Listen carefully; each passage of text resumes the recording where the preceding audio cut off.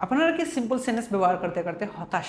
আমি আপনাদের জন্য নিয়ে এসেছি কয়েকটি কমপ্লেক্স সেন্টেন্সেস যেগুলো আপনারা স্পিকিং, রাইটিং মডিউলে বিশেষ করে ব্যবহার করতে পারবেন। তাহলে আমরা শুরু করি। তো প্রথম অবস্থায় দেখেন কমপ্লেক্স সেন্টেন্স স্ট্রাকচার।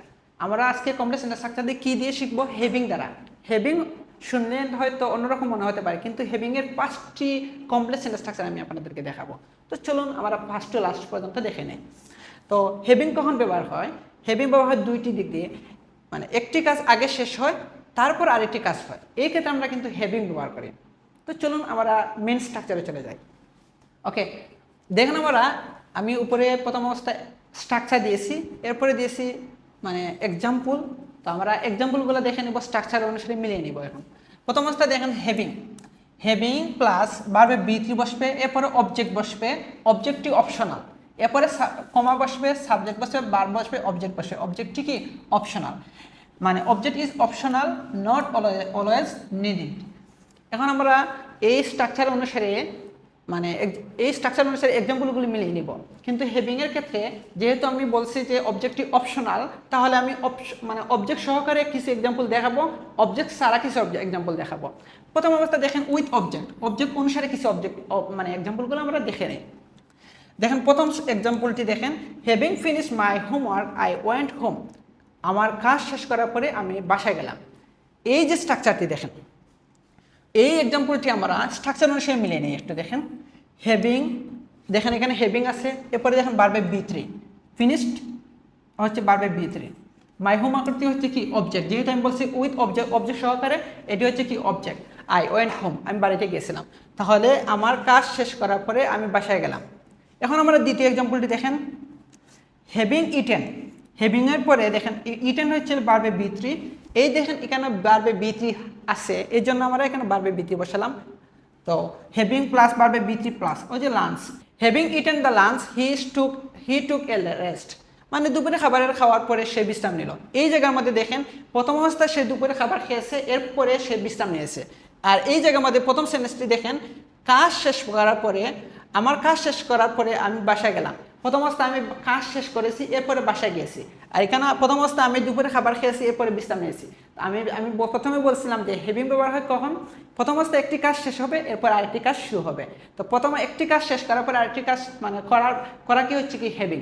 তাহলে আমরা স্ট্রাকচার অনুসারে এক্সাম্পলটা দেখে নিলাম। এখন আমরা দেখি এটা হচ্ছিল হেভিং এর প্রথম ব্যবহার, প্রথম স্ট্রাকচারটি। এখন হেভিং এর দ্বিতীয় স্ট্রাকচারটি আমরা দেখে নিই। ওকে, এখন আমরা দেখে নিই যে হেভিং এর দ্বিতীয় স্ট্রাকচারটি, হেভিং এর দ্বিতীয় স্ট্রাকচারটি কখন ব্যবহার হয়। আমরা আগের স্লাইডে আমরা শিখে নিয়েছিলাম কি? হেভিং এর উইথ অবজেক্ট। এখন আমরা দেখুন উইদাউট অবজেক্ট দ্বারা কিছু এক্সাম্পল দেখে নেই। উইদাউট অবজেক্ট দ্বারা কিছু এক্সাম্পল দেখে নেই। হেভিং অ্যারাইভড, আগমনের পরে, উই স্টার্টেড দ্য ক্লাস, আমরা ক্লাস শুরু করলাম। মানে হেভিং, দেখেন এই জায়গার মধ্যে হেভিং আছে, হেভিং বসালাম, প্লাস অ্যারাইভ হচ্ছে কি? ভার্বে বি3। হেভিং অ্যারাইভ, আগমনের পর উই স্টার্টেড দ্য ক্লাস, আমরা ক্লাস শুরু করলাম। তাহলে আগে আগমন হয়েছে, এরপরে ক্লাস শুরু হয়েছে। আমি বলছিলাম যে হেভিংটি ব্যবহার হয় একটি কাজ শেষ করার পরে আর একটি কাজ শুরু, এটি হচ্ছে লেখা কি? হেভিং। পরে দেখেন দ্বিতীয় এক্সাম্পলটা দেখেন, হেভিং, এরপরে দেখেন প্লাস স্লেপ্ট আছে। হেভিং ঘুমানোর পরে, শি ফেল্ট বেটার, ঘুমানোর পরে সে ভালো অনুভব করলো।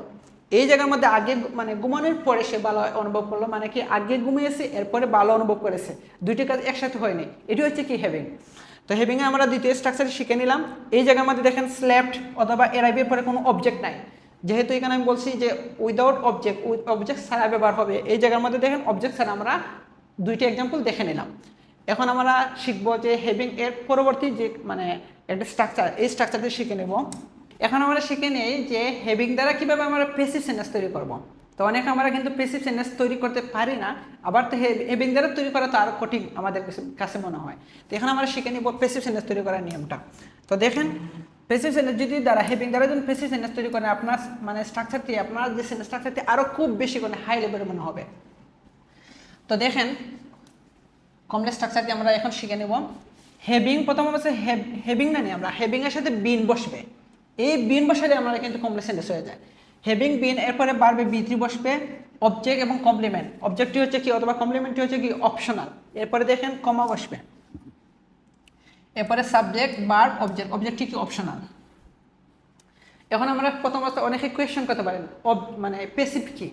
তো প্যাসিভটি হচ্ছে কি, সাবজেক্ট নিজে কাজ করে না, মানে যে কর্তা সে নিজে কাজ করে না, কাজটা তার উপর করা হয়, সে নিজে করে তার উপর করা হয়। এখন আমরা প্যাসিভ টেন্সে আগে এটা বুঝালাম যাতে আপনারা বুঝতে পারেন এক্সাম্পলগুলো কমপ্লেক্স এক্সাম্পলগুলো দেখেন আমরা।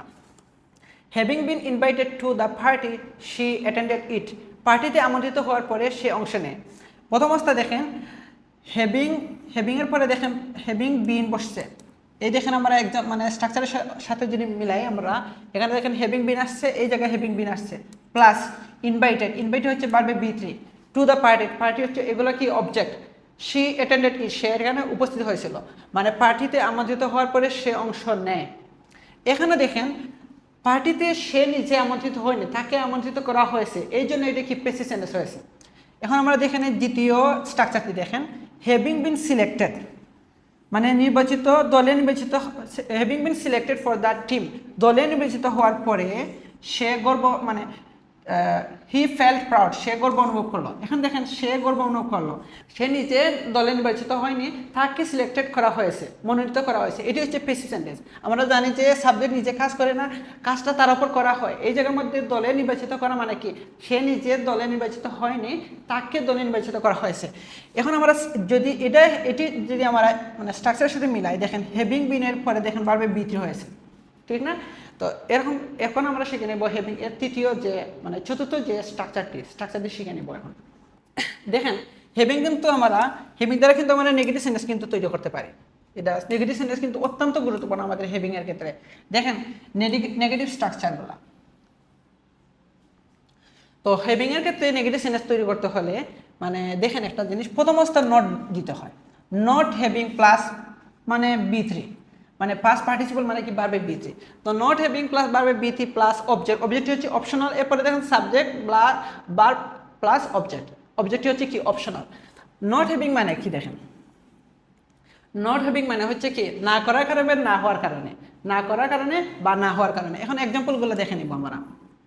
নট হ্যাভিং দ্য স্টাডিজ মানে আমি বলছি যে নট হ্যাভিং মানে হচ্ছে কি না করার কারণে, না হওয়ার কারণে, তাহলে not having the study the lesson he fail মানে পাঠ না পড়ার কারণে সে ফেল করেছে। Not having the studied the lesson he fail মানে পাঠ না করার কারণে অথবা পড়ালেখা না করার কারণে সে ফেল করেছে। এই হচ্ছিল আমাদের হ্যাভিং এর নেগেটিভ স্ট্রাকচার। ওকে, এখন আমরা হ্যাভিং এর তৃতীয় স্ট্রাকচার মানে পরের স্ট্রাকচার দিয়ে দেখে নেই। দেখেন not having eaten food she felt weak, খাবার না খাওয়ার কারণে সে দুর্বল অনুভব করলো। এই যেখানে দেখেন নট হ্যাভিং, এই দেখেন এখানে নট হ্যাভিং আসছে, এবারে আমরা জানি যে পাস্ট পার্টিসিপল মানে ভার্বে বি থ্রি হবে। এই জায়গায় দেখেন ইটেন এর ইটেন, এই যে হয়তো ইটেন হচ্ছে কি ভার্বে বি থ্রি, এরপরে ফুডটি হচ্ছে object. Not having eaten food, not having the eaten food she felt weak, খাবার না খাওয়ার কারণে সে দুর্বল অনুভব করলো। এই হচ্ছিল হ্যাভিং যুক্ত, হ্যাভিং এর সাথে যদি আগে সামনে আমরা যদি নট ব্যবহার করি এটা হয়ে যায় কি নেগেটিভ স্ট্রাকচার। তো আশা করি আপনারা এটা বুঝতে পেরেছেন। এখন আমরা চলে যাই যে হ্যাভিং এর পরবর্তী যে স্ট্রাকচারটি আমরা এখন শিখে নেব। এখন আমরা শিখে নেই যে হ্যাভিং যুক্ত পরবর্তী স্ট্রাকচারটি শিখে নেব, এটা খুব গুরুত্বপূর্ণ। দেখেন পারফেক্ট কন্টিনিউয়াস, কিন্তু হ্যাভিং কিন্তু পারফেক্ট কন্টিনিউয়াসেও কিন্তু ব্যবহার হয়। হ্যাভিং প্লাস ভার্বের সাথে আইএনজি যোগ হবে, এরপরে দেখেন কমা বসবে, এরপরে সাবজেক্ট ভার্ব প্লাস অবজেক্ট বসবে। তো এই স্ট্রাকচার অনুসারে আমরা এক্সাম্পলগুলো এখন দেখে নিব। ওকে, লেটস স্টার্ট। দেখেন হ্যাভিং প্রথম অবস্থা হ্যাভ বিন বসবে, হ্যাভ বিন এর পরে দেখেন ভার্বের সাথে আইএনজি, দেখেন স্টাডির সাথে আইএনজি যোগ হয়েছে। English, not having studying English she improve a lot, সে ইংরেজি পড়তে পড়তে সে অনেক উন্নতি করেছে। Having been studying English she improve a lot মানে ইংরেজি পড়তে পড়তে সে অনেক উন্নতি করেছে। এখন আমরা পরবর্তী এক্সাম্পলগুলো শিখে নেব। দেখেন having been reading the book মানে বই পড়তে পড়তে আই আন্ডারস্টুড দ্য স্টোরি, আমি গল্পটি বুঝতে পারলাম। এখানে দেখেন আমরা যদি এক্সাম্পল মানে স্ট্রাকচার অনুসারে যদি মিলাই একটু দেখেন, হ্যাভিং বিন এই জায়গায় দেখেন হ্যাভিং বিন আছে, এই জায়গায় হ্যাভিং বিন প্লাস ভার্বের সাথে আইএনজি যোগ করেছি, দেখেন রিডের সাথে মানে আইএনজি যোগ করেছি। দ্য বুকটি হচ্ছে অপশনাল মানে যে object. I understood the story, আমি বই পড়তে পড়তে আমি গল্পটি বুঝতে পারলাম। এই ছিল হ্যাভিং এর যে লাস্ট এক্সাম্পলটি দেখেন, মানে পারফেক্ট কন্টিনিউয়াস কখন মানে হ্যাভিং যদি আমরা পারফেক্ট কন্টিনিউয়াস টেন্সে ব্যবহার করি, এই ছিল আমাদের সর্বশেষ মানে স্ট্রাকচারটি। আশা করি এই লেসনটি আপনারা বুঝতে পেরেছেন। এরকম যদি আরও অ্যাডভান্স স্ট্রাকচারগুলো শিখতে চান তাহলে আপনারা আমাদের পাশে থাকবেন।